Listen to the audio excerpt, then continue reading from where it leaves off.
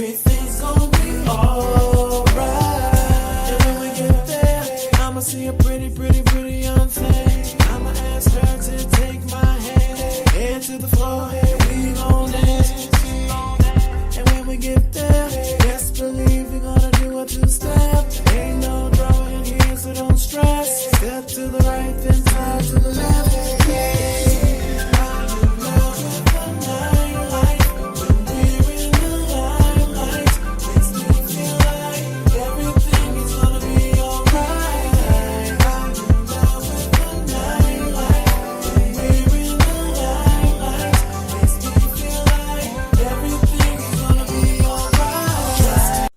Good evening, welcome to the Stephen Knight Show. Hope you're having a wonderful Monday. I know I am. It's my birthday week, so I'm excited about that. Tonight we welcome a panel of chefs. They're very well-known in the industry, but they're chefs who are going to talk about the ins and outs of the culinary art field. A lot of them, they started off, in other kitchens, and they went on to create their own. And so I'm always inspired by entrepreneurs and those who take their careers in their hands. Then in Hot Topics, we're talking about everything that's going on from the college admissions scandal to, Louisiana accidentally overpaid $26 million in tax returns, and they're getting the money back. Find out how they're doing that. Then find out about a woman who faked her own death to avoid breaking up with her boyfriend that she found out was poor. All that Hot Topics, much more.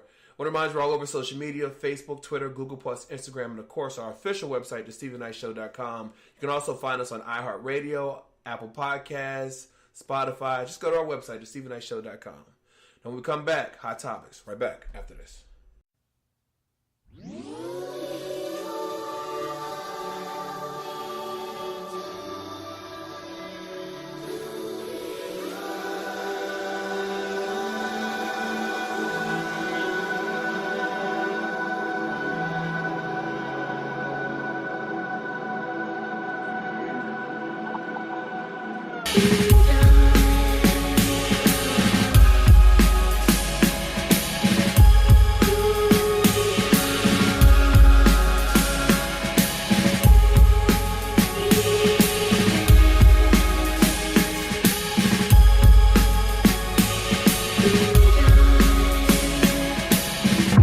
Collab with Lack, featuring pen and pad. Frequency is driving me mad. I had a dream of standing outside of my own skin, watching myself rock a mic in front of $100 grand in Japan with my man Fumi swinging from the stands, and my dude Manny killing the bass as part of the band. Carry this torch until the day I die. Look at my legacy. Hip-hop survived through each breath. Exhale till the day she's revived. Does that make me heroic? Consensual suicide. Cause every bar, every verse, she knows I'm killing myself to be the best of the best. As I'm looking at this man in the mirror, clear a picture of my inner me. Only enemy. Pull the trigger. Blast. Leave my brain all over this beat. Now breathe. And then there was two. I give it all, give it up. Speak for a few, I'm talking to you. My first love, last love, there's no one above. It's me and you, we can't hide from the truth. And then there was two, I give it all, give it up. Just to speak for a few, I'm talking to you. My first love, last love, there's no one above. It's me and you, and this is the proof. You were listening to the mathematic, charismatic, rhymatic, dope tactics. We have it, blueprint, schematics. Friction in the industry has caused your affliction, but I'll end it. Give them the pain of boa's constriction. This non-fiction, preparing these rappers for their eviction. That's my infliction. My will alone gives me conviction. That's the depiction I seen in the premonition. It was written. Doing this could lead to my crucifixion with precision. I could have all restricted admissions. Shut them up, shut them down, then I'll make an incision and suit you up. Then there was two, me and you. You're the type of girl that I will bring to the crew. If they ever disrespect you, guess I'm slaying them too. And then I slay you to beautiful music flows from your womb. When I die, you'll become my tomb. I'll live forever through these verses delivered to you. And then there was two. I give it all, give it up. Just to speak for a few, I'm talking to you. My first love, last love, there's no one above. It's me and you, we can't hide from the truth. And then there was two. I give it all, give it up. Just to speak for a few, I'm talking to you. My first love, last love, there's no one above. It's me and you, and this is the proof.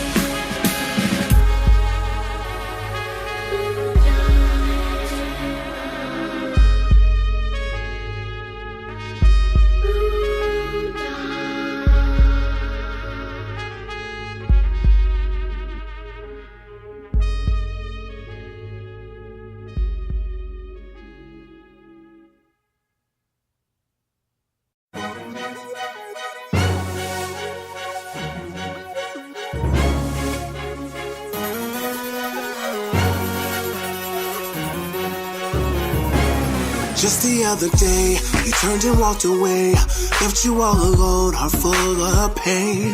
Never said goodbye, left you there to cry. Broken down, standing in the rain. Ay. But wipe all your tears away, 'cause I can't save the day. Gonna erase the pain, the hate game. It's gonna be okay. I know we broke your heart, tears rolling down your face. You know I'm coming over to make sure you're okay. You don't have to wait, I'ma save the day. Call me Superman, you be Lois Lane. Girl, I'm on my way, girl, I'm on my way, You don't have to wait, I'ma save the day. Call me Superman, you be Lois Lane. Girl, I'm on my way. You must have seen it all along. He was a fool to do you wrong, but it's okay, I'm here to stay. So stay strong and move on. Take my hand, 'cause I wanna be your man. Gonna wine and dine you, show you I'm not alone. Make all your dreams come true. You broke your heart, tears rolling down your face. You know I'm coming over to make sure you're okay. You don't have to wait, I'ma save the day. Call me Superman, you be Lois Lane. Girl, I'm on my way. Girl, I'm on my way. You don't have to wait, I'ma save the day. Call me Superman, Lois Lane. You can put your trust in me, I'll never let you down when you call on me. I'll always be around if you let me be the man you need. Baby, I'll fulfill your fantasy. But wipe all your tears away, 'cause I can't save the day. Gonna erase the pain, the hate game. It's gonna be okay. I know we broke your heart, tears rolling down your face. You know I'm coming over to make sure you're okay. You don't have to wait, I'ma save the day. Call me Superman, you be Lois Lane. Girl, I'm on my way.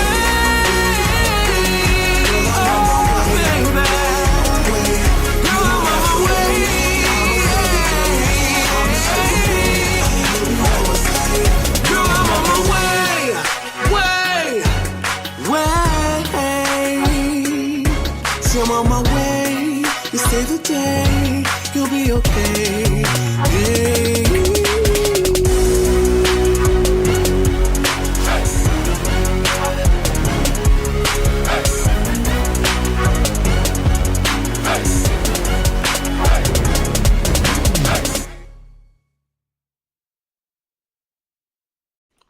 Welcome back to the Stephen Knight Show. Miss Parker, how's it going? Happy Monday. How are you? I'm doing very well. How was your weekend?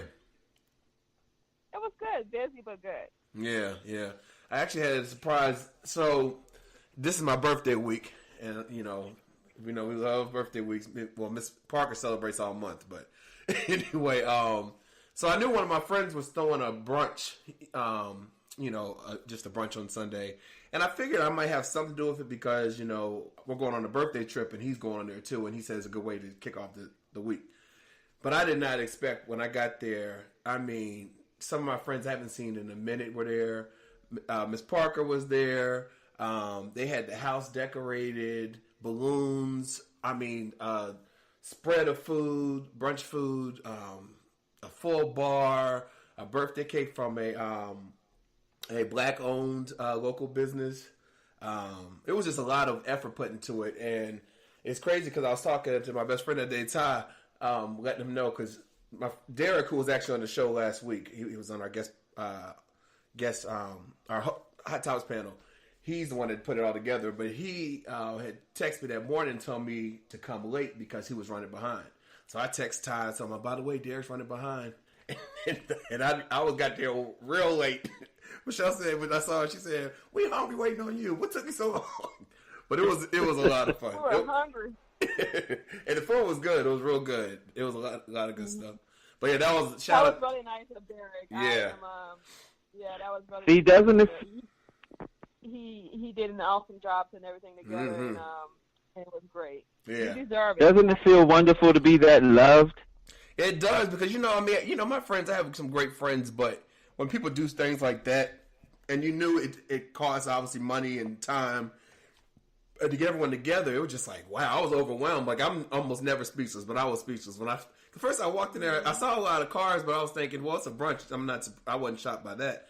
And then when I walked in, the first person I saw was Miss Parker. I said, "What's she doing here?" Because I thought it would be like something. But it was like, and then I put it together. Like, I had, when you're not used to seeing, or you're not expecting to see someone at a place, you see them thinking, "Okay, where am I?" And I started seeing all these faces. I'm like, "Oh wow, they really did this for me." So it was really nice. It was really nice. So shout out again to Derek and everyone who showed up. Miss Parker, thank you, and I really appreciate it. Really appreciate it. You deserve it. Happy birthday. Early birthday. Thank you. I appreciate that. Chicken, how was your weekend? Weekend was good. I actually had a gathering at my mom's place. Nice. And there's a sandwich from the city of Camden, New Jersey that is legendary in the city of Camden. You can only get it there. It's called a donkey sandwich. So it's like a cheesesteak, but it's on a Kaiser roll. And they season it differently, so it doesn't have the taste of a cheesesteak. It has its own unique taste. Oh wow! And I ordered a bunch of them. Went around my mom's house, and we had some drinks and kicked back because I haven't spent a lot of time over there. Yeah. As of recent, so like my cousins came over and my aunts, so it was really a nice time. That's like a good time. That's yeah. Awesome. Yeah. Real nice. That's awesome. Real nice. Well, our question of the day is, on average, how often do you go to the grocery store? And the reason why I asked this question is because I was having a conversation with a friend last week, and they were telling me that I go to the store too much. I'm like, no, I don't. But I guess I do. But, I mean, I don't think there's like a set time, but apparently I go too much. So I wanted to ask this question to see what the average for most people. Ms. Parker, how often do you go to the grocery store? I do think you go a little bit more than I do because I think for you, what it is you're a person who rushes through things. You don't think through. So when you're probably in there, you're just picking up whatever is immediately needed, but you're not thinking ahead of like, okay, well, I'm gonna need this on this day. I just see you being that person. Am I right or no? You're incorrect. I used to be. Okay. Now, listen. If I don't have it planned, that's exactly how I am. But now with I won't say the device's name because it'll come on my Echo. When I write out stuff, I add it to a list. You can add it to a list. So usually when I go to the grocery store, I pull it up. But you're right. Yeah. You used to go a lot more because you always forgot things. I always have to go back. That's true. That's true now. You're right. Yeah, I go probably twice a week. And usually on the weekends later on in the week, like maybe Thursday, I may go get most of my stuff, and then maybe on a Saturday or a Sunday, whatever I forgot, I'll go pick up. Okay, yeah. And I will say this. Depending on whether or not I'm in the mood to cook or not, I'm in Whole Foods every day. Yeah, that's true. That is true. So it really depends for me. And then I get water from Whole Foods. I get alkaline water. That may be twice a week. Because of those things, it's a little more than normal. But as far as like groceries, it's like twice a week. Twice a week, okay. What about you, Chicken? Wow, that's a lot. I go bi-monthly. I stock up. Bi-monthly? Lord, I wouldn't know what to do. You don't forget anything? Really? No, but if you go grocery shopping and you have all the necessities that you need, like there's no need for me to run like to the store often, and it's like for other things. But like grocery for my food, I'm stocked up. Yeah. Now, oh wow. If I'm not as systematic, there are times when I'm not as systematic, so I find myself maybe 2-3 times I have to run back and forth to the store, but it's only because I haven't bulked up. Okay, I got you. Well, yeah, I usually go about 2 or 3 times a week. I'll go like on a Monday, and I'll get pretty much what I need up until about Thursday. And Thursday I go and I get some and then usually like maybe on a Friday, Saturday I'll run in and grab something. But typically 2 to 3 times a week for me. But tweet us at home, Stephen Knight Show, SHO, and let us know on average how often do you go to the grocery store. Some people say they go every day. I couldn't do that. All right, so hot topic. So everyone's heard about the college admissions scam that Felicity, what's her name? Chica? Felicity Hoffman, and then the Lori girl, Aunt Becky. They're a part of it. Where this guy named Rick Singer, he had a business, actually a company that helps parents get kids into schools. That was the legal company, but he was doing back end and stuff, and they were pretty much paying bribes to get wealthy families and some celebrities, their kids into college. But it turns out, so he was in court last Tuesday. Turns out that on a lot of the applications, they will lie about the ethnicities of the kids, trying to take advantage of the affirmative action, affirmative action situations, and so or benefits for affirmative action. So a lot of kids, minorities, they didn't get in because these kids were deemed as minorities and took those places, and so that's something that came out in his testimony on Tuesday. And he's pled guilty to everything because he's hoping he gets some kind of leniency, with his when he's sentenced. Now, do you think these two women, the actresses, do you think they'll seek jail time, or would they be put in jail? Ms. Parker? No, I think white privilege is going to kick in, and it won't, because as we said earlier, there was I don't know if we talked about this last week. So there was a black lady who changed the zip code for her son to go to a private, better school, and she got jail time. Yep. But no, white privilege and wealth is going to kick in, and they're not going to be sent to prison or jail. They're going to probably just have to pay a fine. Mm-hmm. What do you think, Chika? Somebody got to go to jail.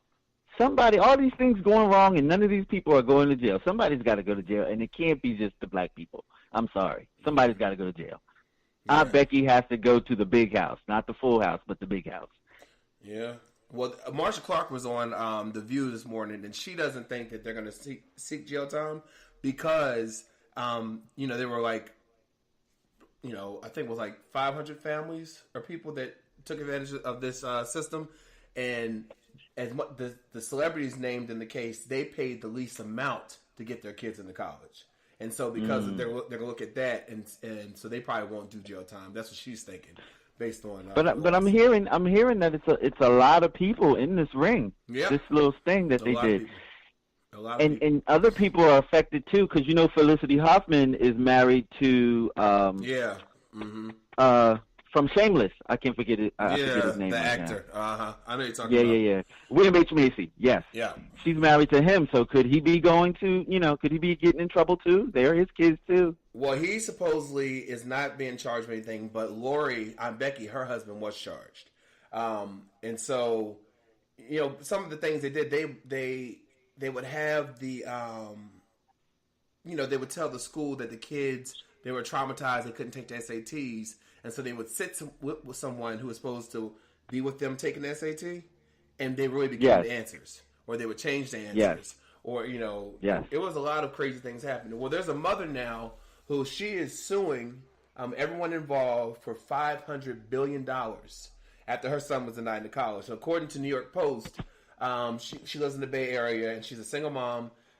I know she's a single mom, but I know she has one son. I'm sorry. She has one son. She's a former teacher, and she is suing $500 billion. She said that I'm outraged and hurt because I feel that my son, my only child, was denied access to a college because he failed to work. Not because he failed to work and study hard enough, but because wealthy individuals felt it was okay to lie, cheat, steal, and bribe their children's way into a good college. I'm now aware of this massive cheating scandal wherein wealthy people conspired with people in positions of power and authority at colleges in order to allow their children to gain access to these very colleges. So the same colleges that he had tried to get into that he didn't get into.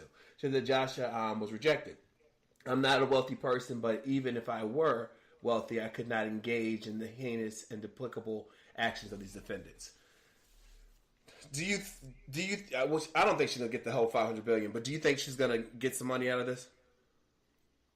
No, because there's a whole lot of other parents that could be doing the same thing. So no, I think that's ridiculous. I think she just needs. I mean, if they're gonna do something like that, it should be a class action where everyone who applied and qualified, who didn't get in, could be in on it. But I don't think it's fair that she just jumped the boat and was the first one to sue, and for that amount is just ridiculous. Yeah. Chika? Well, I can tell you how she came up with that amount, and this is how you have what happens when you have a litigious mind. I used to be a paralegal at one point in time in my life, and what she did was calculate if her son had went to school, what he would have been if he would have graduated, right, the earnings of that job, if he had, been on track with the years and retirement. That's what she came up with that. Mm-hmm. And well, he wouldn't have made $500 billion. Pain, suffering, anguish throughout the life. Yes, her and the lawyer came up with that amount. It's still not worth billions. No one, billions, not millions, billions.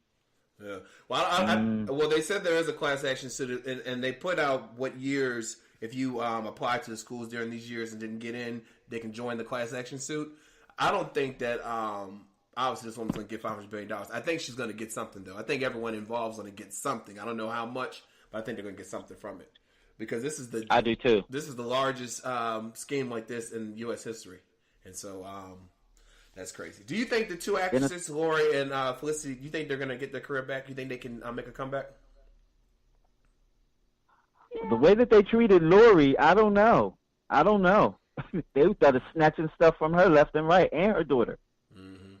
Yeah, the advertisers did. Yeah, she got fired from Hallmark. She's known for making a lot of the Hallmark, feel good movies. She got fired from there. She got fired from Fuller House, which is on Netflix. And then Felicity, I don't know if she's been fired from anything. I don't think she has anything out right. Oh no, she does have a new movie coming out with Angela Bassett. And yes. They don't think that she'll be promoting it. They think they'll just let Angela promote it, another woman associated. But do you think, Miss Parker, they can come back? I don't know. I mean, I think the industry can't be forgiven. I think maybe after some time. Yeah. But like I said, with white privilege, anything is possible. So. Yeah, I think after they fess up because right now they said they're doing the best thing by not saying anything. They've only spoken to their attorneys. But I think after the court case goes away and they do their sit down interview with whomever, I think that they'll be able to come back in time. I think it's gonna take time though. All right. Well, Michael Jackson, his former bodyguard, he was with him for 2 years. He's speaking up amidst the documentary Leaving Neverland. And he says that he knows for a fact that Michael Jackson was a heterosexual male who loved women. He said they had conversations about women all the time. That Michael was always talking about, who he's interested in. He was on some radio show and doing an interview. He wanted to speak out, and he said that he doesn't believe anything about the kids, in this truth behind the sexual allegations. He also said that he remembers a time when they were out and about somewhere, and he saw this college girl, and how Michael went up to her, got her number, and he knows for a fact that they interacted. After that, he was asked, did he ever know if Michael ever brought women back and had sex with them? He said he wasn't going to put out that information because out of respect for Michael. But he said, but he knows that he spent private time with the ladies. So that was part one of the interview. They have another one coming out. Ms. Parker, what are your thoughts? I don't know. That to me doesn't align with what he's been accused of. He's been accused of sleeping with, messing with little boys. Now all of a sudden, they're talking about something he was messing with girls. I don't know if that aligns, or I think I think something happened with him and an underage kid, but I don't. With the details, it's hard to say. Yeah. I mean, he was married twice. He was married to Lisa Marie Presley, and he was married to Debbie Rowe. I mean, for me, my mom always said, where there's smoke, there's fire. You know what I mean? So the fact that so many allegations against him, Michael Jackson, so many allegations against him, something happened. I don't know what, but something happened. You know what I mean? Something happened. I agree. Yeah. I agree. Do you think, they had the whole mute R. Kelly thing. What do you think about people that are trying to mute Michael Jackson? You think that's going to work? You think it's going to happen? I'm hearing his music more on the radio now than ever before. I've been hearing that too. I mean, seriously. Yeah, I know in New Zealand and somewhere else they took his music off the radio stations. But you're right. I went to a Mariah Carey concert on March 5th, and DJ Suss out of New York, he's our opening act, and so he was getting the crowd live, and he was playing different music. They played so many Michael Jackson songs, and I'm sure that wasn't deliberate. You know what I mean? And then I see a lot of celebrities posting things about Michael like in a positive light. So he has a lot of people that are still, trying to hold his honor and keep him going. So I don't know. I don't think they'll be successful muting him. I don't. But anyway, let's take a quick break. When we come back, more hot topics right back after this.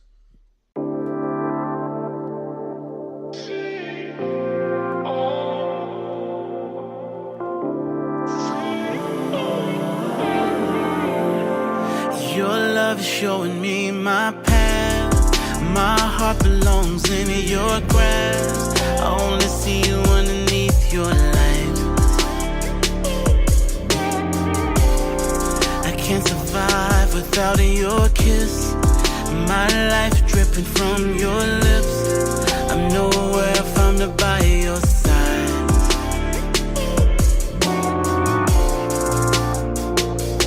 Feels like time slows down, and every breath is getting longer.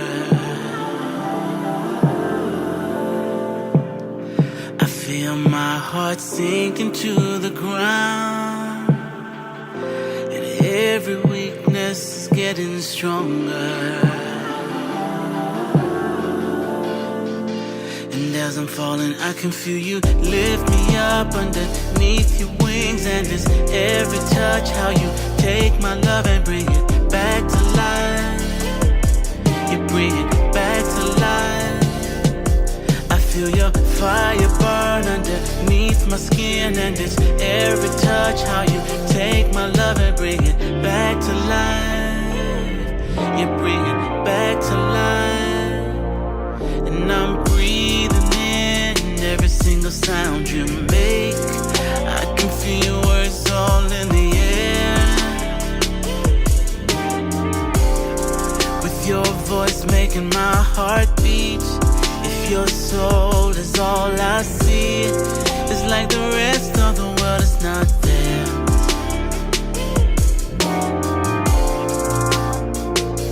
It feels like time slows down, and every breath is getting longer.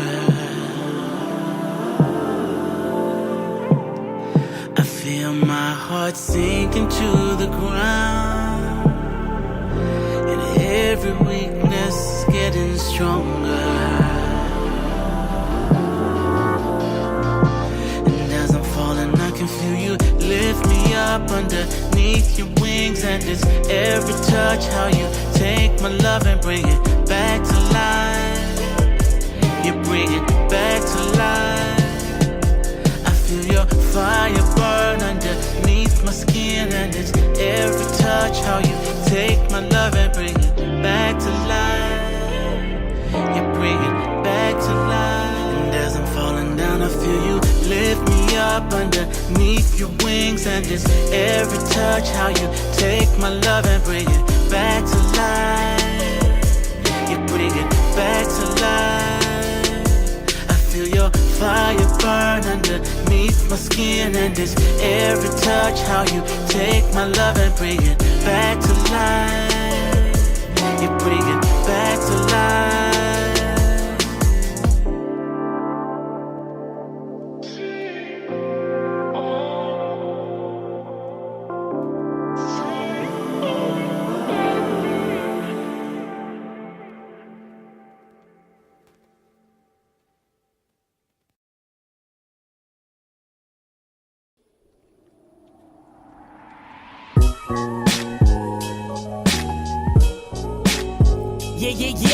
Yeah. E-Bug, Robin Hood, we just reaching, baby, as we should. If they compare me to anybody, it should be Miss Hill. Fly off the cuff, a real diva with mad skills. Show me the blessing with grace. Let the king shine through in your heart and your face. She said, don't nigga bitch the public, don't be a disgrace. Write the lyrics from your soul so you won't feel displaced. Teach and preach, but learn on your constant. The rest is all nonsense, relevant and prevalent, but give them all intelligence. Stand up for your people, show them black is not irrelevant. Be alert, attentive to them cooks, dish and negligence. Contempt but not complacent, you still got work to do. It's on you, I pass the baton, so keep on running, boo. Reach higher than the clouds, higher than the moon,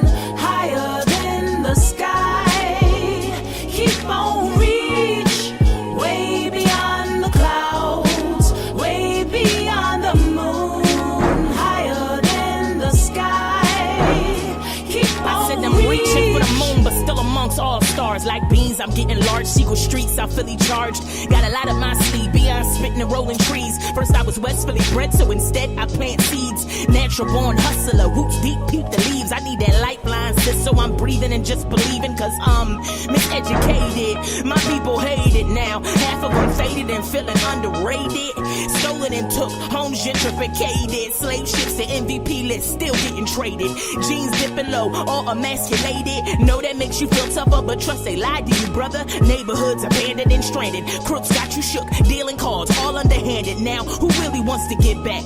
Wall Street, rap dealers, they all hacking blacks. Lives matter, face facts, Kayette, Chatter, Robin. Reach higher than the clouds, higher than the moon, higher than the sky.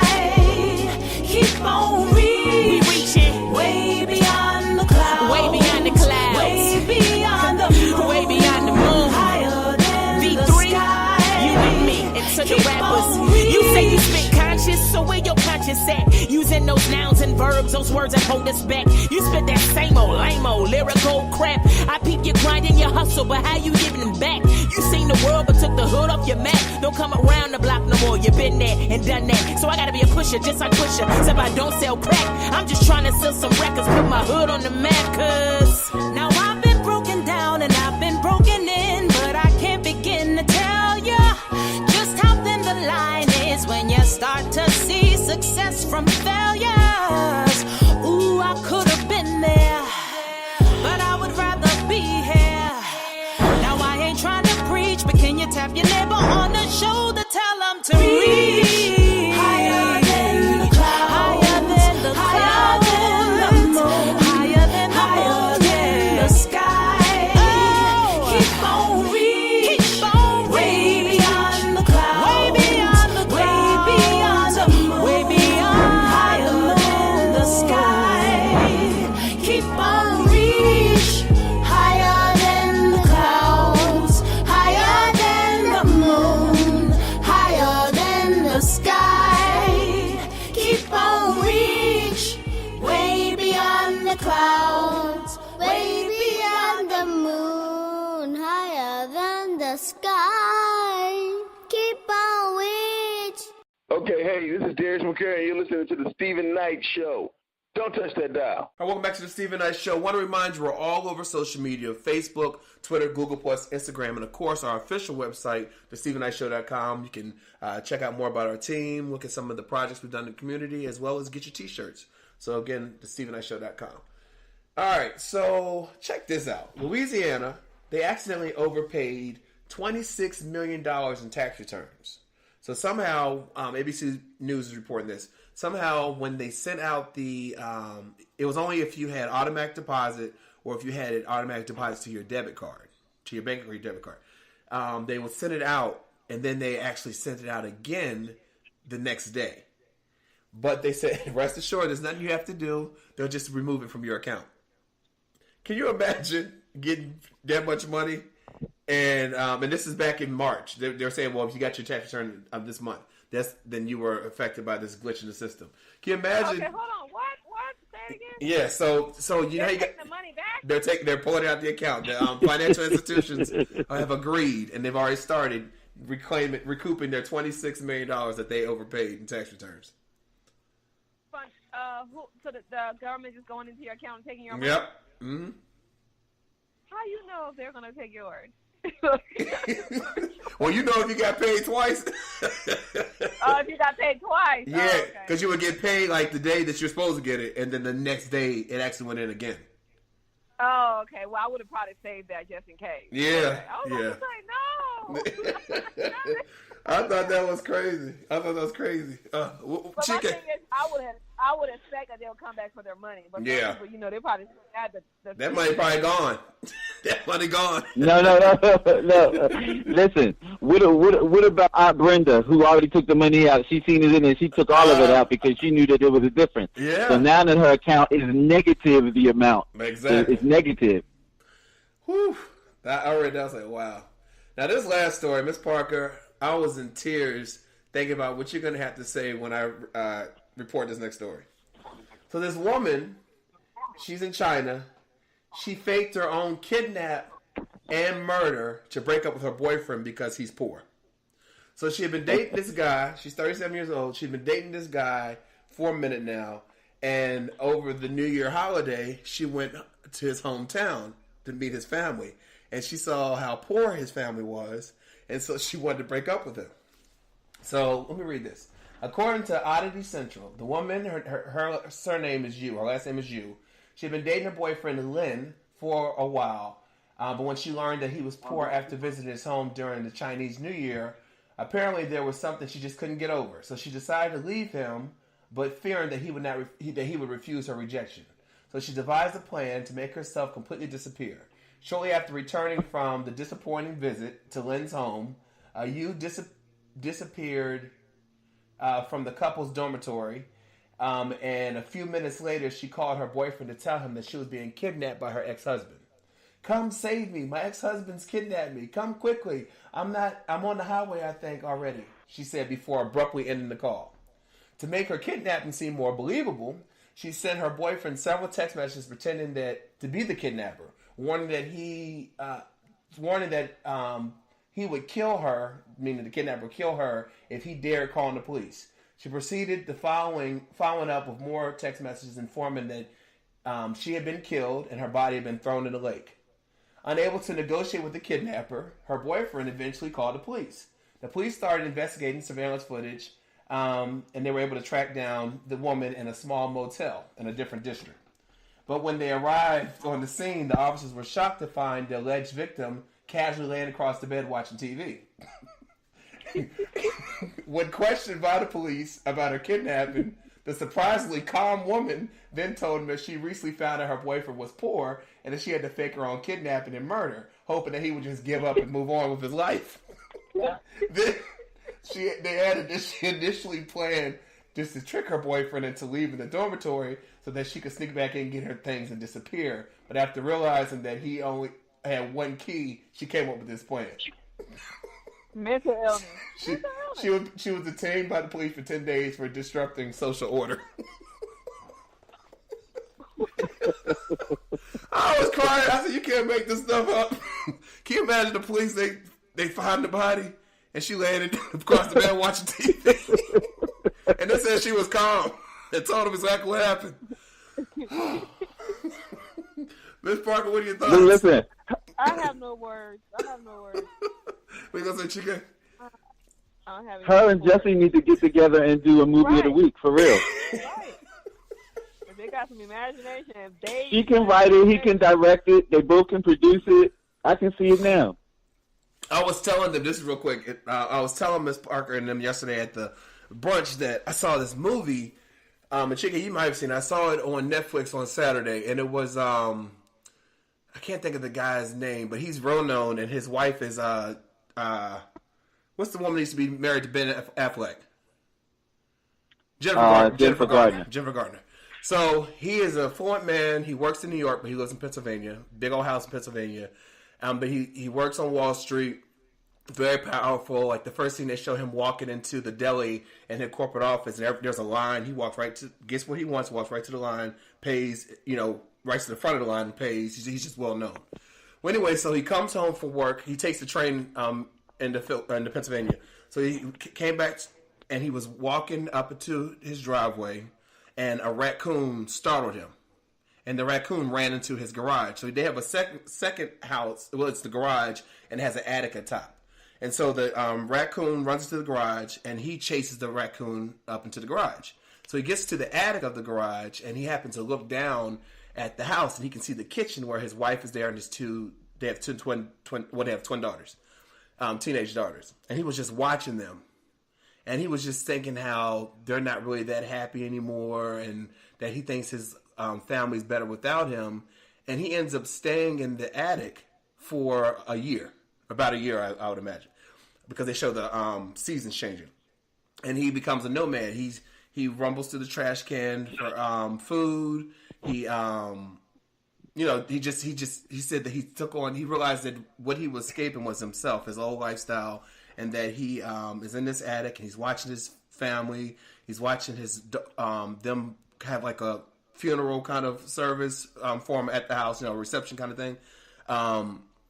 watching his daughter start dating guys and, you know, watching them put up Christmas tree. And he was just thinking, he said that I never left my wife because I could still care for her. I'm still watching her. I'm still whatever.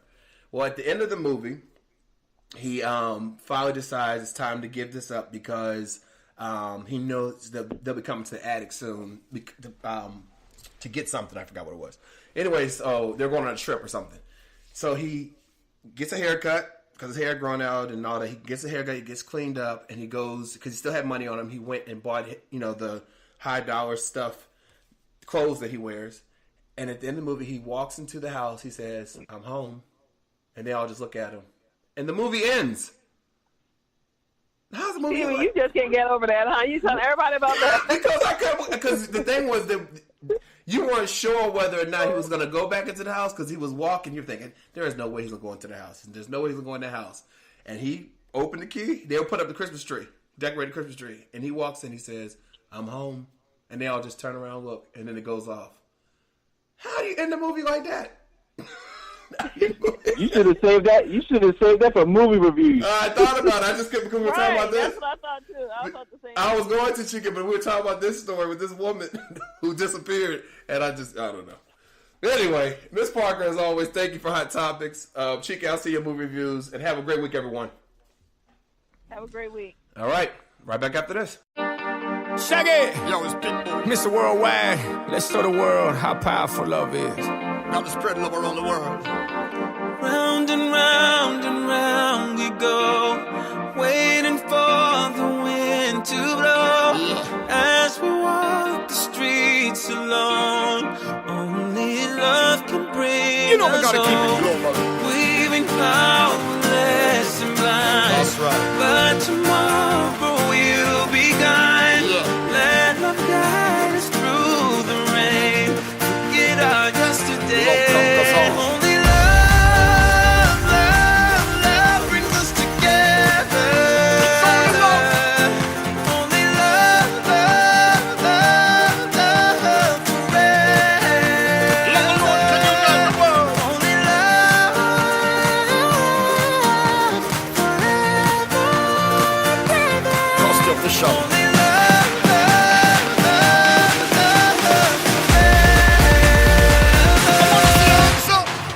Only love can conquer all the mountains when the cold makes you warm again. Only love heals a broken heart within through it all, girl came through the storm again. Find the joy, let go of the past. Love invade your walls like a Trojan horse again. Can't give up, won't give in, find the strength from within. Ask yourself, can you lose my heart again? I know you're hurting, but baby, let my love set you free. I'll never let you fall, let's go, girl, you can trust in me. Forever in my eyes, you'll always be the one for me. I'll always love you until they read up my eulogy. Only love, love, love brings us together. Only love, love, love, love forever. Only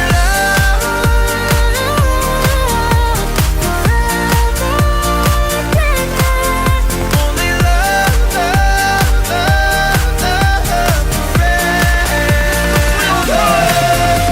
Love heals all, love kills war. I love the hustle, but I love you more. Ride or die, that's what love is for. Believe it or not, God loves us all. When I was down and out, you were down with me. Things got deep, you drowned with me. And if there was heat, I know you caught back, click, clack, spit around with me, blow a pound with me, hold it down with me. Tell all them haters they can come get me. It's us against the world, 150. I love Miami, that's my city. It's all good, all good. Love is love, love is love. Shaggy Pitbull, it's all on us. Only love, love, love brings us together. Only love, love, love, love forever. Only love, forever.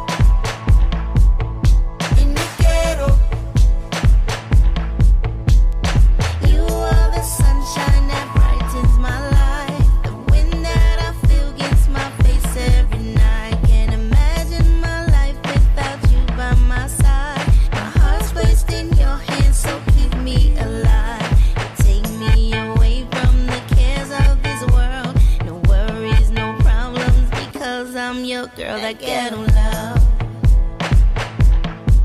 That ghetto love. In the ghetto. In the ghetto. In the ghetto. In the ghetto. Take me away from the cares of this world. No worries, no problems, because I'm your girl. That ghetto love. Ghetto love, ghetto love. Take me away from the cares of this world. No worries, no problems, because I'm your girl. That ghetto love. Ghetto love, ghetto love. Ghetto love. In the ghetto. In the ghetto. In the ghetto. In the ghetto. In the ghetto. In the ghetto. In the ghetto. In the ghetto.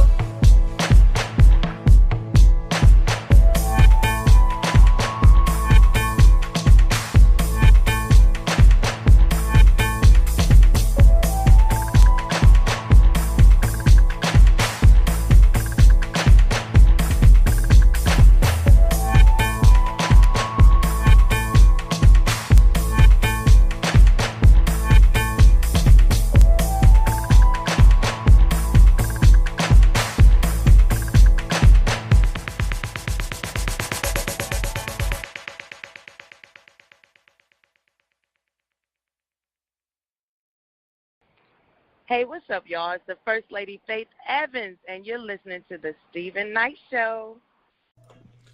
Welcome back to the Stephen Knight Show. Tonight we welcome a panel of diverse African-American premier chefs to share their experiences, ups and downs, as well as successes within the culinary art industry. I'm going to start off by introducing each chef and then let them tell you a little bit about themselves, their business, and kind of what they specialize in. First up, we have Deanna Joseph, who is no stranger to the show. Welcome back. Thank you. How you guys doing? Doing well, doing well. So tell us about Dee's Hotspot and what you all specialize in. Sure. Dee's Hotspot is a delivery and takeout business. I started out as a sports bar, but then I downsized to just a takeout and delivery business, and we specialize in basically everything from wings to bacon wrapped filet mignon. We go from the highs to the lows, and we just love food, and we're self-trained. I never been to culinary school or anything of this nature, so I'm pretty much self-taught, and that's pretty much what we do. All right, perfect. All right, then we have Khalil G. Winch, and you're a caterer to your whims. Tell us about that. Yes, so thank you for having me on the show. Yeah, catering to your whims. We've been around now in business for about 11 years. We do anything from romantic dinners all the way up to corporate events. I would venture to say our specialty is a Southern Creole style, and our mission is to create menus and create menus that make your palate just salivate, that you just want to have that thing where we make your culinary wish a reality. Okay, nice. All right, then we have Rashawn Scudder, On the Mark Catering. Tell us about it. Welcome to the show. Thank you, I appreciate it. On the Mark Catering does everything from private dinners to pop-up restaurants to big catering, social events, and weddings. Our specialty is fusion. We like to really combine different cultures together and make it into a whole new dish.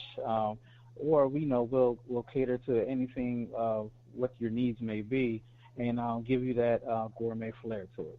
Nice. And last but certainly not least, Rashonda Hunt of Heavenly Host Catering. Welcome to the show, and tell us about what you all do. Thank you for having me. Most definitely. So Heavenly Host is a catering business. was a restaurant at one point, but we found that catering was really our niche. We do home cooked meals. That's our specialty, and we can range from anything from Southern to Italian to a little bit of anything you have a taste for. One thing that we do now that we also will come to your home, do specialty dinners, Valentine's Day, candlelight dinners. Nice. But we also, I have a lot of families that use us for dinners for the week. Okay. So we will deliver from, on Monday, we'll deliver dinners from Monday to Wednesday, and then on Thursday, we'll deliver for the rest of the week.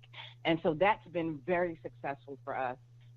To, people who don't want to cook dinner or don't have time and want to have a great home cooked meal, that's what we'll provide for them. Awesome.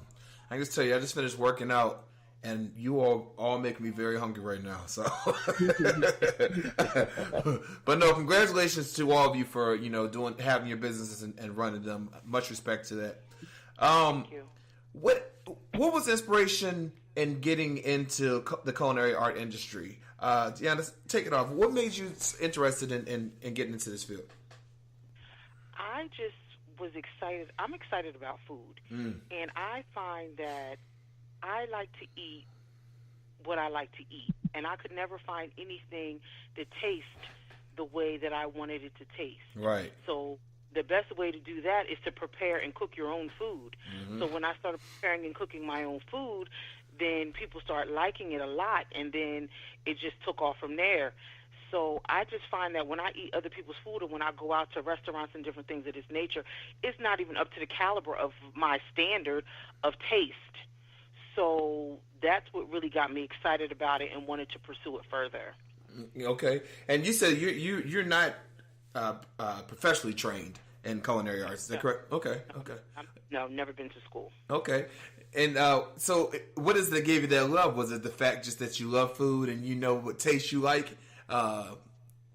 Is that what made Dee's Hot Spot what it is?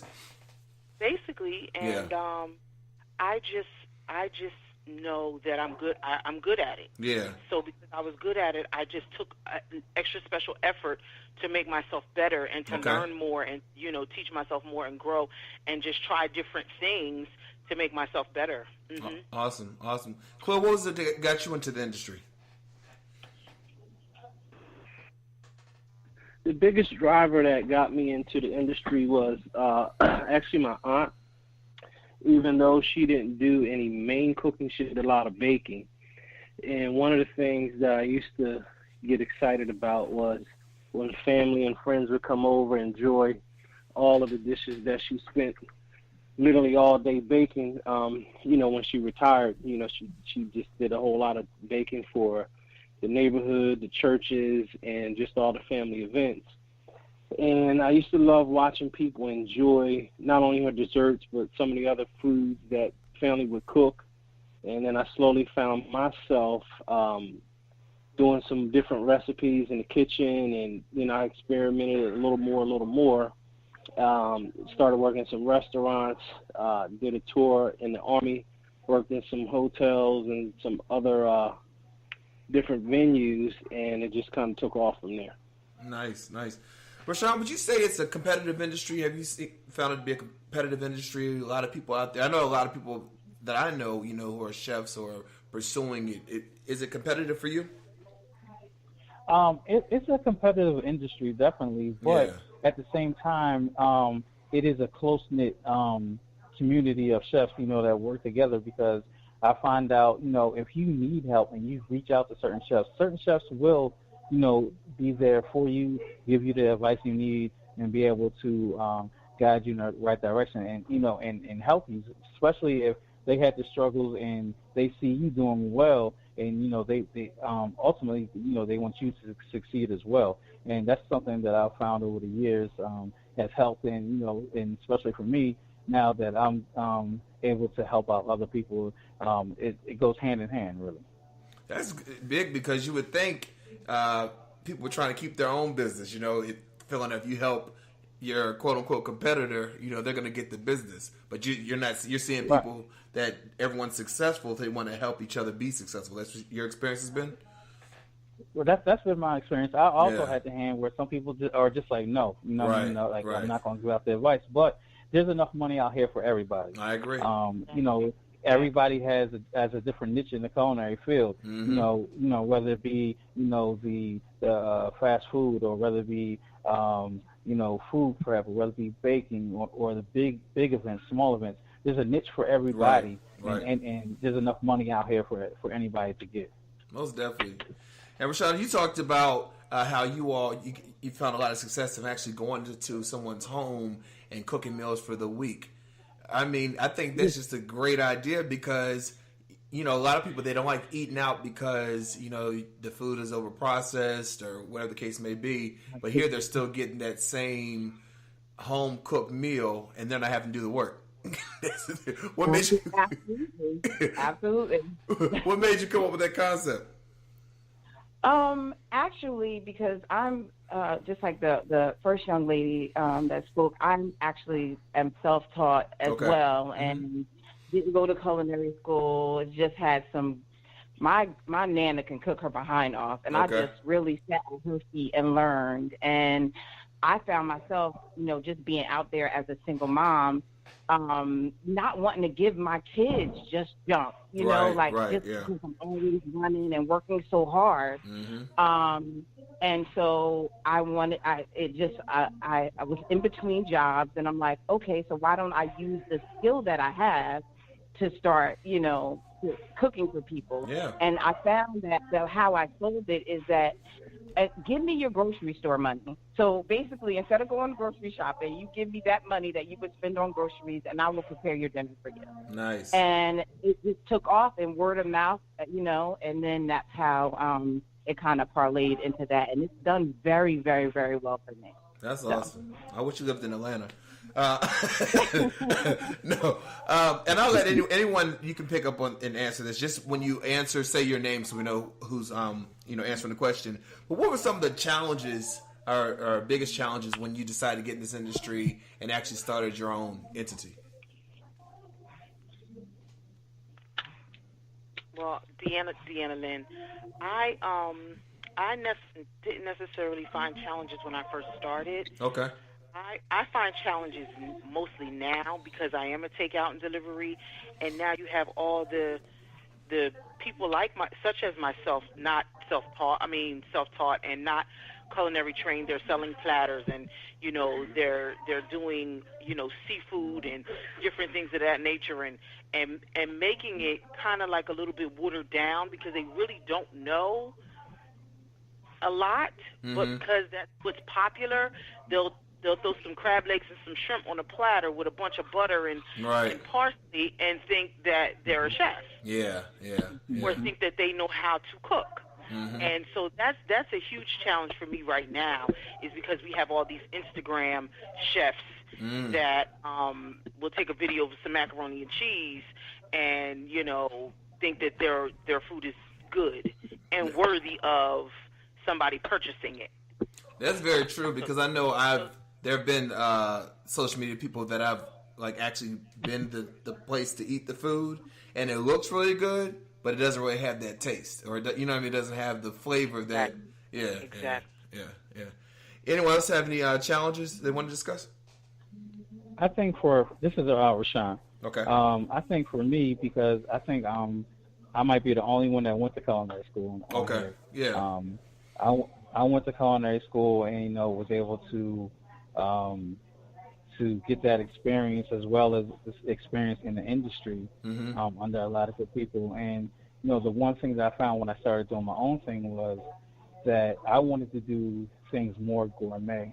Okay. And I found myself get put in a box saying, you do soul food, right? I'm like, yeah, I can, but that's not what I'm more than that. Yeah. I'm more than just, able to cook macaroni and cheese and fried chicken and stuff. Right. I can cook you a filet mignon. I can cook you osco buco. And fried octopus and things like that. So, I really had to phase myself out of that and tell people no, and really show them what I can do, and then say, okay, yeah, I'll do it for you now. So now that you see what I was able to do first. Has anyone experienced discrimination because they are a person of color and maybe but they specialize in gourmet, or they specialize in, different things outside of soul food. Have you experienced the kind of discrimination where people just typecast you just for the soul food? Deanna Lynn, yes, absolutely. That's why when even with the whole Valentine thing, I try to completely separate the whole entire menu that we have for Valentine's Day to something gourmet, and take pictures and show them the different things that we can showcase, as opposed to Taco Tuesday or Wing Wednesday or something of this nature, and the macaroni and cheese and the fried fish and stuff like that, and not just necessarily throwing some shrimp on something and calling it gourmet. Right. Like, let me show you what we really can do. Let me show you our techniques. Let us show you, different things that we specialize in other than regular, quick and fast food. Right, exactly. Now, we do a lot of trends. Now the keto diet is huge. A lot of people are going vegan, vegetarians. Some people just eat raw food. How has that impacted business for some of you on the panel? This is Rashonda. I think it's been a great thing for me. One of my children is gluten-free and has been since birth. So I had to learn how to cook things like that and make it taste good. Right. So that's been a great marketing tool for me, that I can, those who have a gluten-free diet or certain diets, that I can cater to that need. Yeah. Because, a lot of people, they talk about celebrities. Well, I could lose weight, too, if I had a chef making, the food that tastes good, but it's healthy for you. But do you feel like that with, the some of the chefs we have here, that it's more affordable for common people? Do you feel like it's becoming more affordable? Yes, definitely. I believe that it is becoming more affordable. Yeah. I mean, because it's out there. Everywhere that you go, there's like a whole section when we're shopping and stuff like that cater to that need. So. Yeah. So when did you know? Can I chime in on that too, Sure. Steve? Sure. Yeah, this is Chef Khalil. One of the things I always share with my clients, is I do the meal prep as well. Okay. Is I say, we as a community, we have to make the choice. We can pay now or pay later. So they say, what do you mean by that? Well, either we can continue to buy prescriptions up front now, on the back end now, or choose to change our diet and pay a little more, because when you eat cleaner, you actually eat less. Exactly. Because you don't have all those preservatives tricking your brain thinking that you're still hungry or you're craving certain things. So that the education piece is key in getting people to see the value in that versus, the mentality where we're shown to more is less, if we can get the big family pack down to cousins versus, just going to the Whole Foods and educating ourselves a little more on what it is to not have all these foods with these different chemicals and things like that in it. Exactly. Because Lamont Sadler. Who do we have on? I'm sorry. Oh, Lamont. This is Chef Lamont Sadler. Thank you for joining us. We're in the discussion, but definitely join in. Now, let's talk. I wanted you to introduce yourself to our listeners at home. And you're at Kinkle's Steak and Seafood. Tell us about your business and what you all specialize in. Well, really, I'm a journeyman now. I really don't do too much outside business, but I am a professional chef. I've been in the business for 25 years. I've worked in all segments of the food and hospitality industry, whether it was a hotel, a hospital, the franchise restaurants, fine dining restaurants, golf clubs, and I also had my own restaurant for 5 years, from the year 2000 to 2005, called Utopia International Bistro, which was located in Trenton, New Jersey. Nice. We were talking about how some of the trends, it's always a new one every year. Some people are going vegan. Now there's the big keto diet. People going vegetarian. And kind of how that's impacted the culinary art industry. How have you seen that in the work that you do? Well, basically, you just have to pay attention to all the trends that are taking place, because one thing that we do know that, we are, as a world, we are evolving.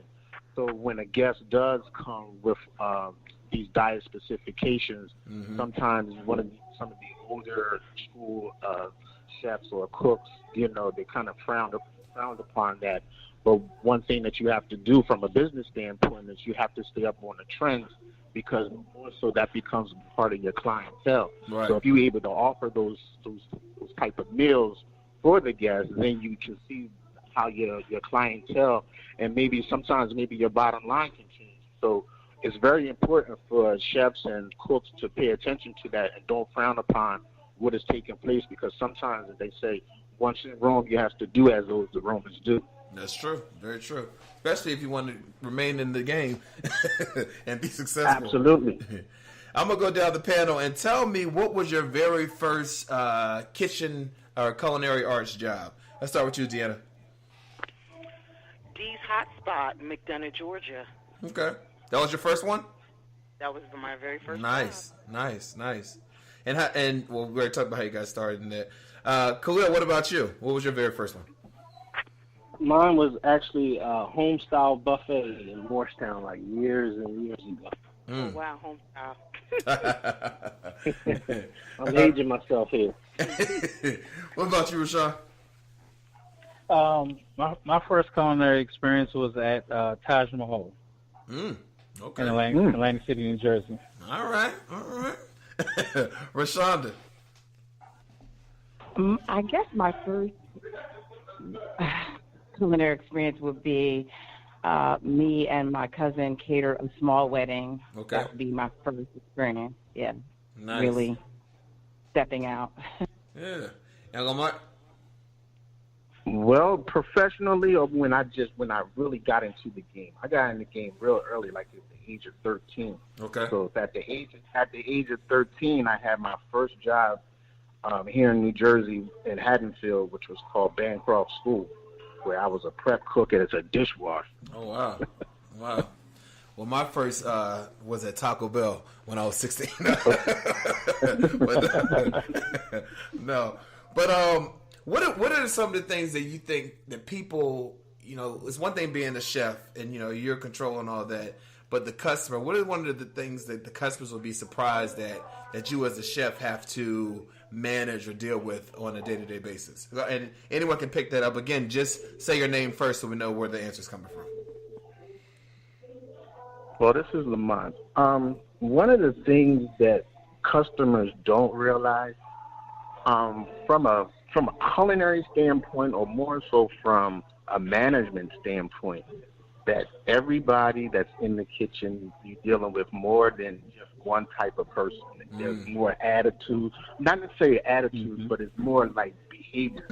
So you can't take the same approach to everybody to try to resolve one problem. Right. Then you have to learn how to multitask at the same time, whether you're trying to get the food out, whether you're trying to put out a fire between yourself and a manager or another coworker, or you're running the line by yourself, and then there's a delivery that comes in the back, and you're doing so many different things. You're not just doing one thing.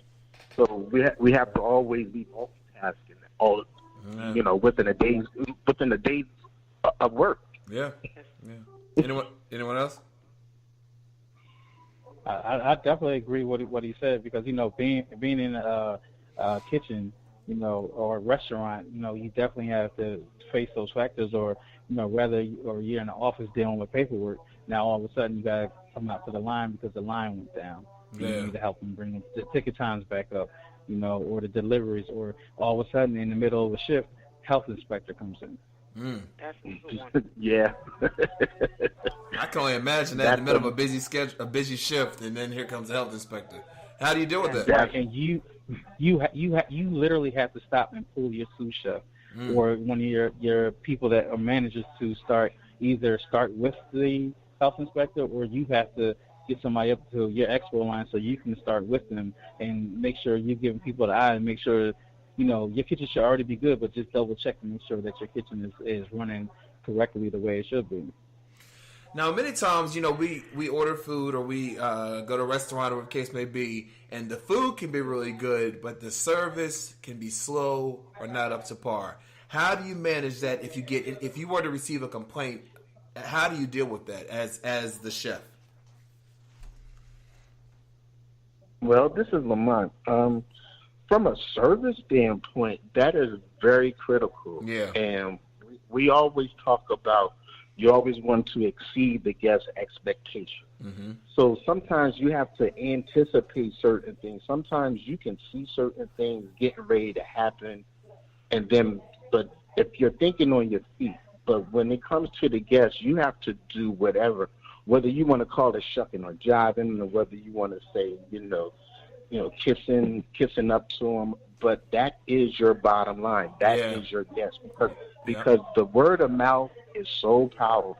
Mm-hmm. The word of mouth, you can get one bad review, and that's like 10 customers that will not come or returning customers. Yeah. So when you get a customer that has a complaint, we always want to talk about not the complaint. We want to try to resolve the issue immediately. Yeah. We never want to talk about the problems. We always want to talk about the solution. Exactly. How do we fix it immediately?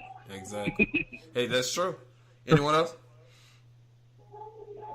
This is Deanna. I also tend to find that with the menu that you have, you also know how long it takes to prepare each item, depending on, however many people you have coming in, mm-hmm. or however many tickets you have, but you know how long it takes to prepare each menu item that you have on your menu, so you have to kind of take that into account when you're preparing each ticket as well. That's true. That's true. So I was asking about this. So when you have large orders like this, how do you plan that? How do you, if you have if you're catering a large event, or how do you plan that so each item on the menu or being served gets that that taste that the customer's looking for? I can use an example because I know me. I'm not a chef, but when I cook for large, group of people, sometimes I'm like, oh shit, I forgot to put that on, or I forget, what I mean. Of course, you are more experienced than me, but how do you, as someone who's experienced and professional, how do you deal with those large orders? This is Chef Khalil. One of the things that I always tell people, especially my cooks that I'm training, and I tell them, it doesn't matter if we're here in New Jersey or if we go to California, we can all agree McDonald's Big Mac tastes the same. It's not the best burger in the world, but it's the most consistent product. Mm-hmm. And in order for McDonald's to reach the level of being the most successful restaurant in the world, even though it's not the best tasting food or the best food for you, is you got to begin to build systems. Yeah. And the only way you can build systems is you got to begin with the end in mind. So when I'm creating my recipes, you have to follow my recipe. My name is the one that's on the menu, and my name is the one that's on the marquee. Mm-hmm. So it's very important that for us to continue to keep getting business on a consistent basis, we have to do the McDonald's effect, follow the system. Yeah. So building those systems in place and putting those stopgaps in place is what makes you able to prepare the same meal over and over and over again consistently. And I think that's where a lot of restaurants fail sometimes when they're starting up is, you got Aunt Cookie in here one day doing it her way, and then somebody else is doing it the other way, and the inconsistency is what loses you business. Yeah, very true. Yeah, because I remember watching that movie based on the founder of McDonald's, or the one who stole the concept, and how he wanted to make sure that the food tastes the exact same no matter what McDonald's you went to. And so I can see that because you want to, if you're bragging about this taste, and you take someone else there, like, that's not what it tastes like when I had it. You know what I mean? So yeah, that makes a lot of sense. That makes a lot of sense. Well, in close, anytime anybody prefaces a sentence that says, "Oh, the food tastes good today," that means you're not consistent. That's true. So you have to make sure that doesn't happen in your business. Very true. Very true. Well, in closing, let's go down the list of each guest and tell us again the name of your catering business or your restaurant, and the best way we can keep up with you on your social media, website, just so that we know how to find you. I'll start with you, Deanna. Deanna Lynn, and the name of my business is D's Hotspot Takeout and Delivery.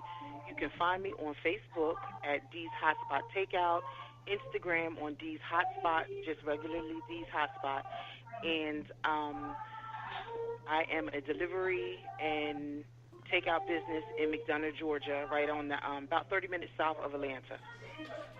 I was just in McDonough, so I should have checked you out when I was there. But I'm definitely gonna check you out. Khalil, what about you? All right. Yep. Name of the company is Catering to Your Whims. You can reach me on social media at CHEFKAHLIL at Chef Khalil. It's on all Twitter, Instagram, Facebook. That's the easiest way to find me.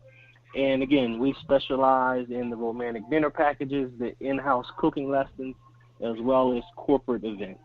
All right. And Rashawn?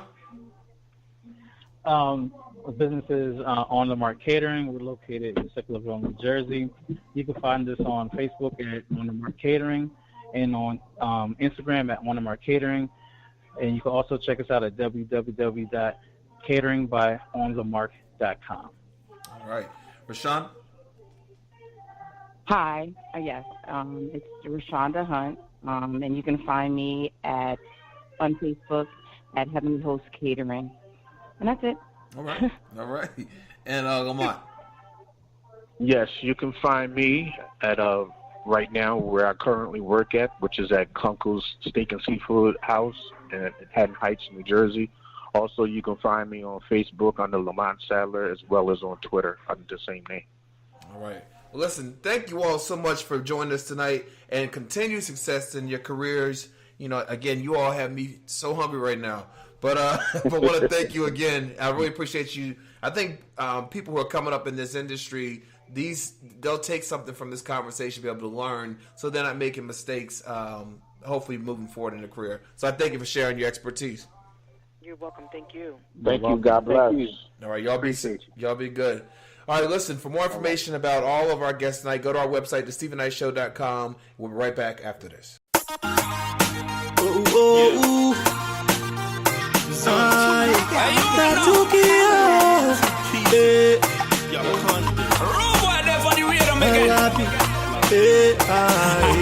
we taking over.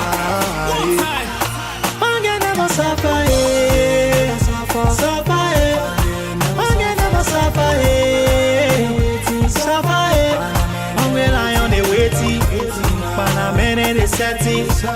That's the nigga they chasing, but the jupa she jacking. Forget never suffer, suffer, forget never suffer, suffer.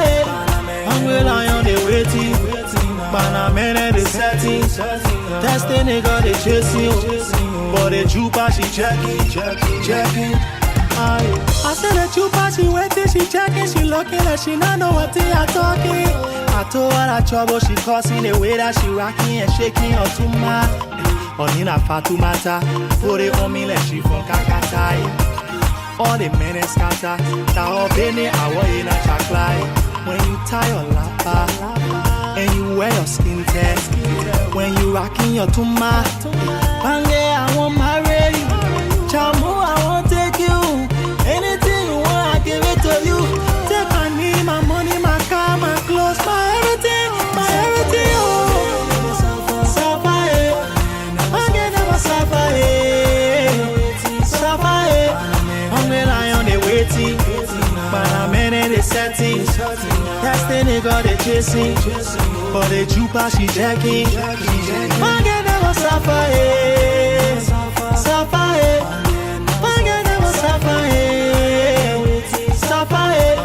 I'm relying on the waiting, but I'm in the setting. That's the nigga they chasing, but the jupa she jacking.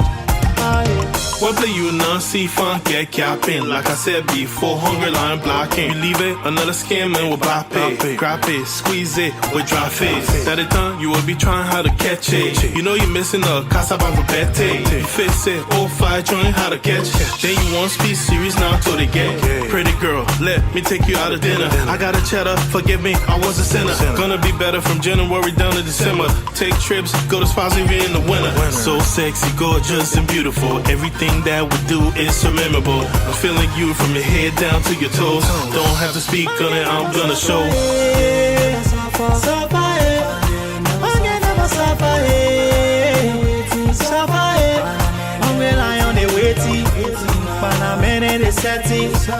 Testing it, got it chasing.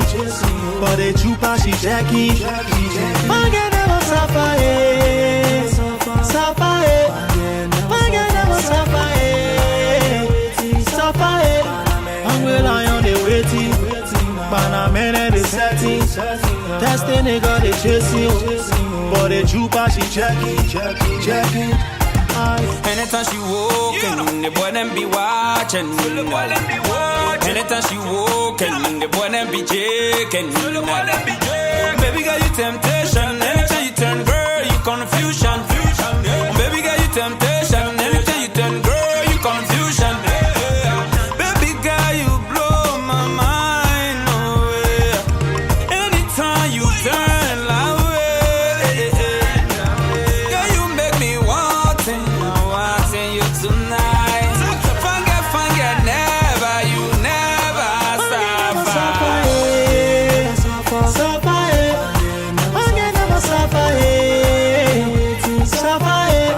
I'm relying on the waiting, but I'm in the setting. Testing it, got it chasing. But the chupa, she Jackie. Forget about Sapphire. Sapphire. Forget about Sapphire. I'm relying on the waiting, but I'm in the setting. Testing it, got it chasing. But the chupa, she Jackie.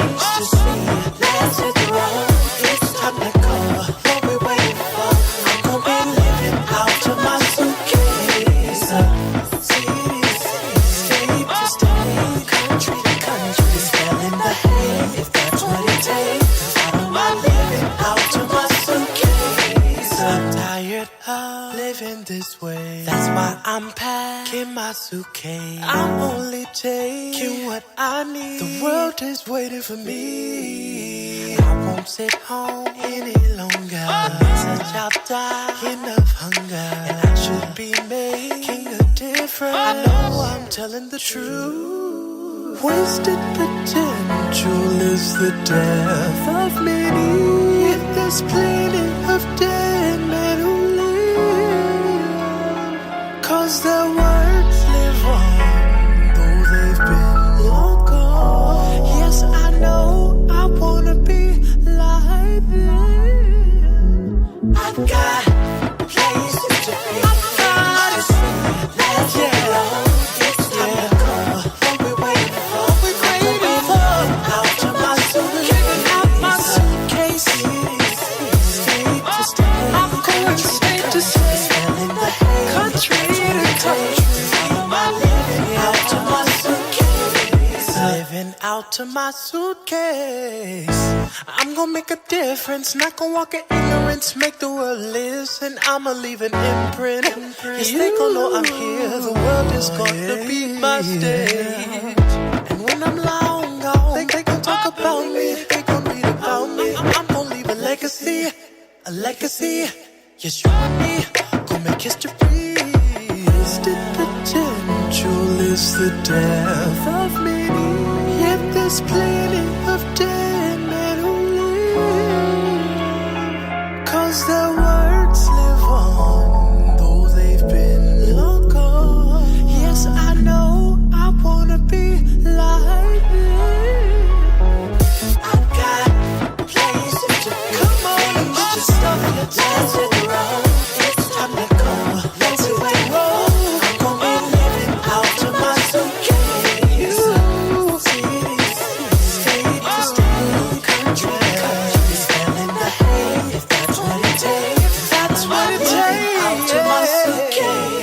Let's change the world for every boy and girl. Let's lend a hand. Let's take a stand. When facing fears, they'll disappear. Let's change the world for every boy and girl. Let's lend a hand. Let's take a stand. When facing fears, they'll disappear.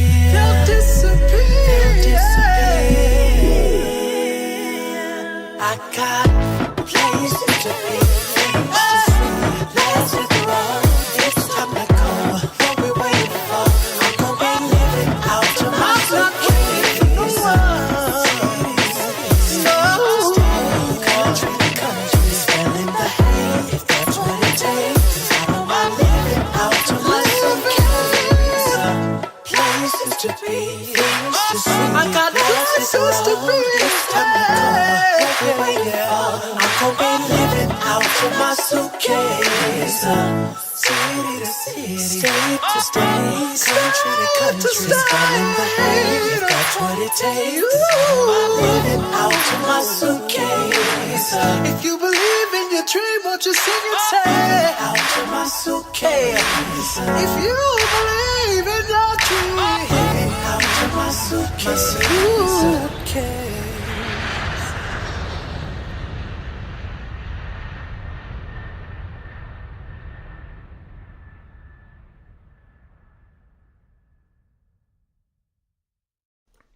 Welcome back to the Stephen Knight Show. Chike, you holding down movie review solo? What's going on? Nothing much, brother. I'm here. Heart beating on schedule. I'm blessed. Well, I gave my movie review, so I'll let you. I'll let you take over. Well, let me respond because I didn't have an opportunity to respond in Hot Topic. Okay. So that sounds like the worst movie ever made. Oh my God. It does. It was one of those movies where you're watching it because it's so crazy, but you're watching to see how is it going to end. So, the buildup was how it was going to end. And then when you see, when it cuts off, just goes off abruptly, you're like, huh? I watched all this for nothing? You know what I'm saying? But what I could relate to was this. Have you ever, I think most people have just, you get so inundated with bills and work and just the same day-to-day routine that you want something different. Mm-hmm. And so what he did was he kind of just paused his life and just watched it. He watched it. Matter of fact, like when his mother-in-law came, who he couldn't stand, when she came, and she's actually played by the woman from National Lampoon's, the Christmas and Vacation. Yes. That mom. Yes. That's her. That's the mother-in-law. So he can't stand her. So she comes in, and he can already predict what they're saying to each other, like because he had binoculars where he would look, when he would zoom in on something. And he could read their lips. Mm-hmm. He already knew he knew everything about his life. It was so routine. And I know we've all wanted to escape that before. So that's the only part of that movie I could kind of relate to. But I don't think anyone would realistically stay in their attic.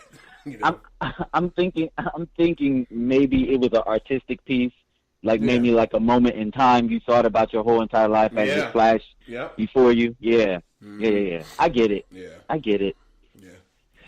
Yeah. Art, man. Gotta love it. Right. So, I saw a film, theatrical release called Captive State with John Goodman and Vera Farmiga. John Goodman from Roseanne and the Connors fame. Mm-hmm. And Vera Farmiga's from, she's the mom in Bates Motel series. And Ashton Sanders, who starred in Moonlight, he was the teenage Sharon. He was the middle guy. So, I'll say this. The critics are saying that this movie is trash. They're saying it flopped at the box office because it didn't make what everyone else made, over the weekend for a debut. They wouldn't even give me numbers on it. They said it was so bad. Wow. It was a bad release. However, I thought that it was good myself. I got something from it because the movie is basically about alien race comes to Earth and they want the Earth for their resources. So they go underground and they're mining. So you don't even really see them on the surface, but you know that they're there. but they start dictating what law is. They run the show since they're here. And basically they've walled up certain cities, but they focus on Chicago.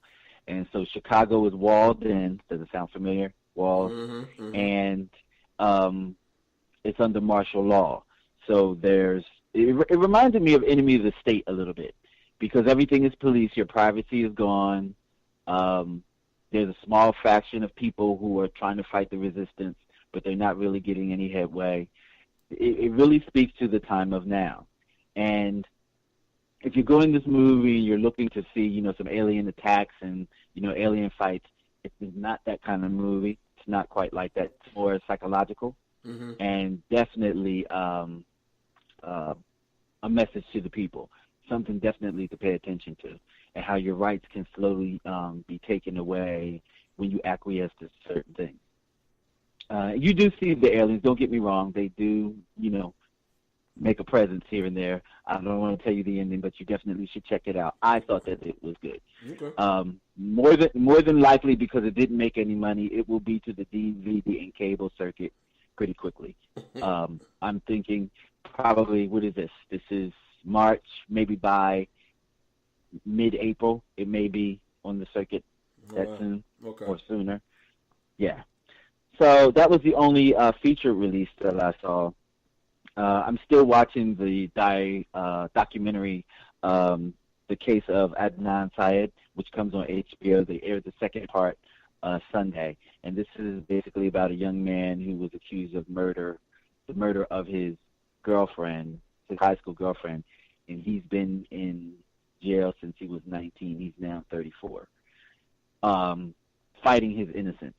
And so there was a podcast called Serial, which brought new light to the case to the point where lawyers are willing to take it on and actually start digging into it again. Wow. And the documentary is chronicling, all of that.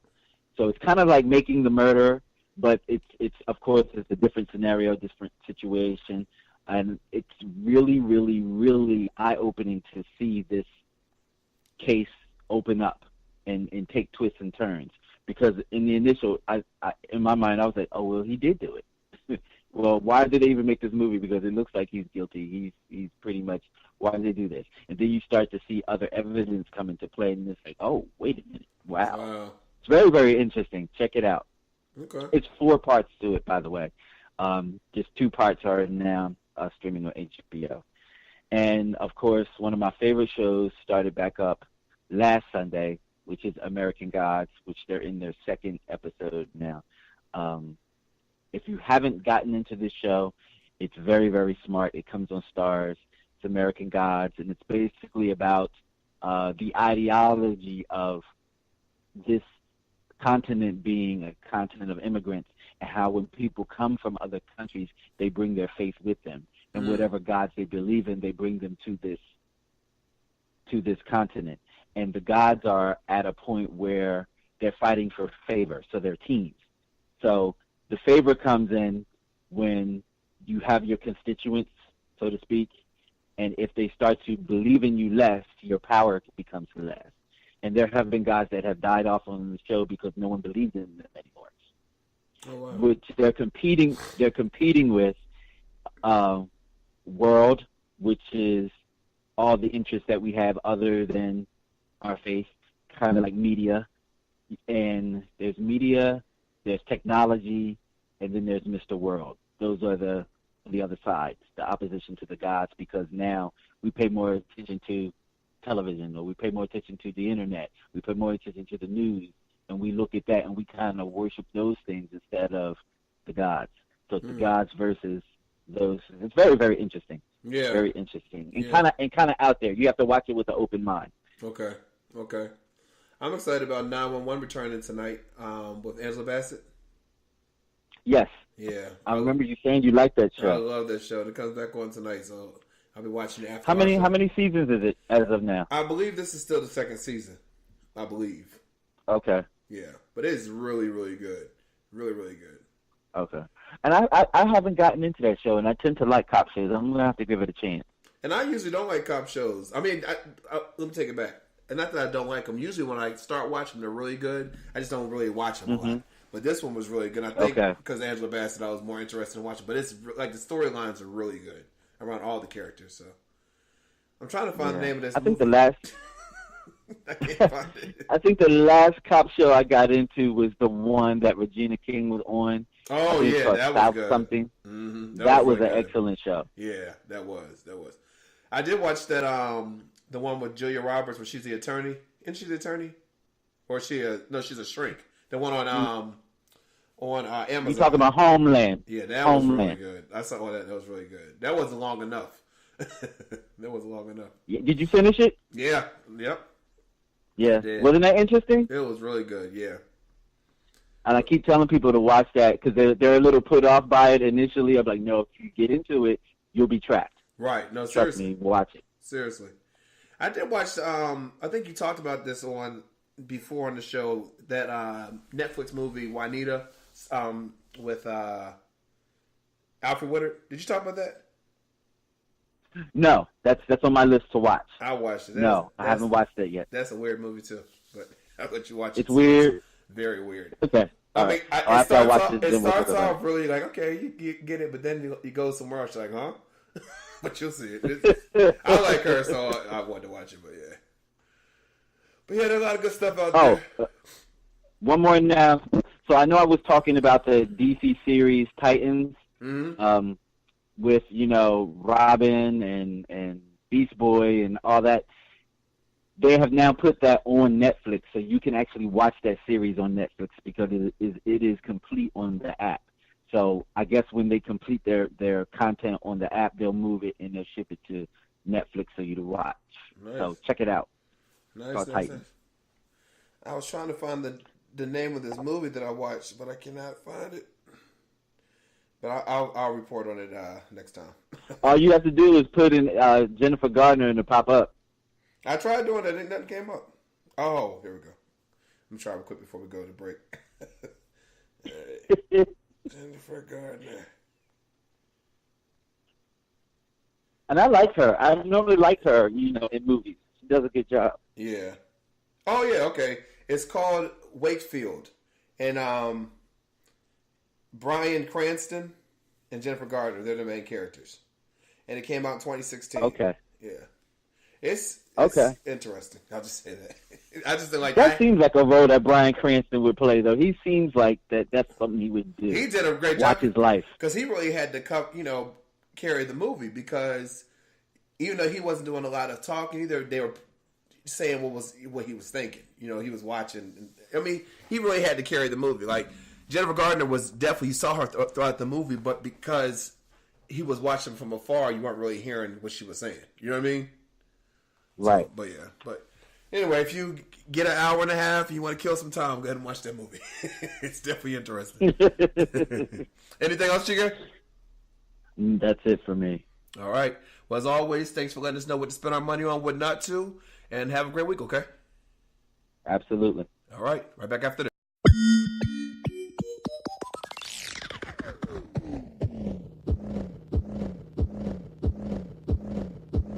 All alone here in the ocean, I might drown in these regrets. What you're about to hear's a list I've entitled, these are some of the things I should have said. These are some of the things I should have said. You're the air moving through my lungs. You are the beating in my chest. You're the reason I've got happy songs to sing. These are some of the things I should have said. Oh, these are some of the things I should have said. 'Cause now that I lost you, I can't be myself like I really want to. No, there's nobody else. Oh, in the morning time I should be waking up next to. Oh, no.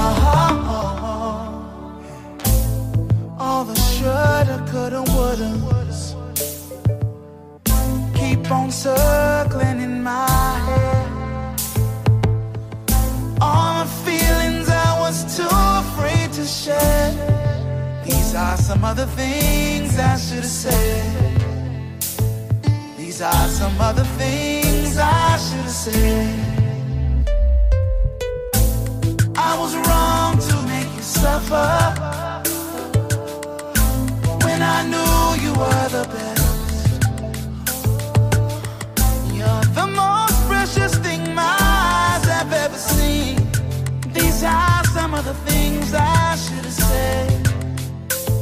These are some of the things I should have said. 'Cause now that I lost you, I can't be myself like I really want to. Oh, there's nobody else. Oh, in the morning time I should be waking up next to. Oh, no, no.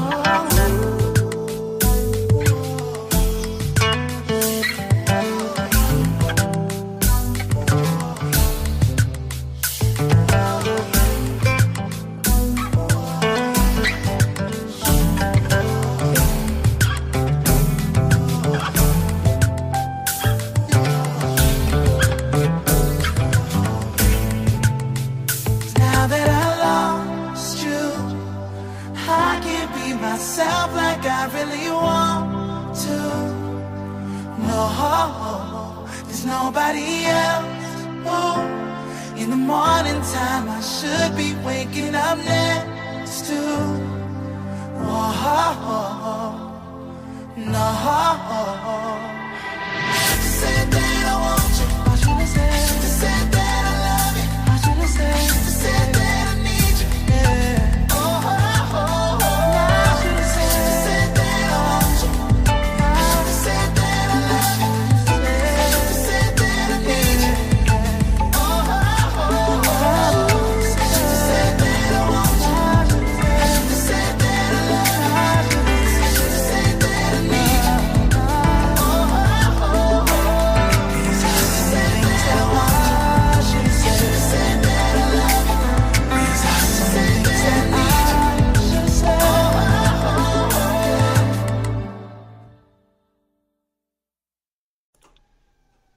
This is Chike Evans, and you're listening to The Stephen Knight Show.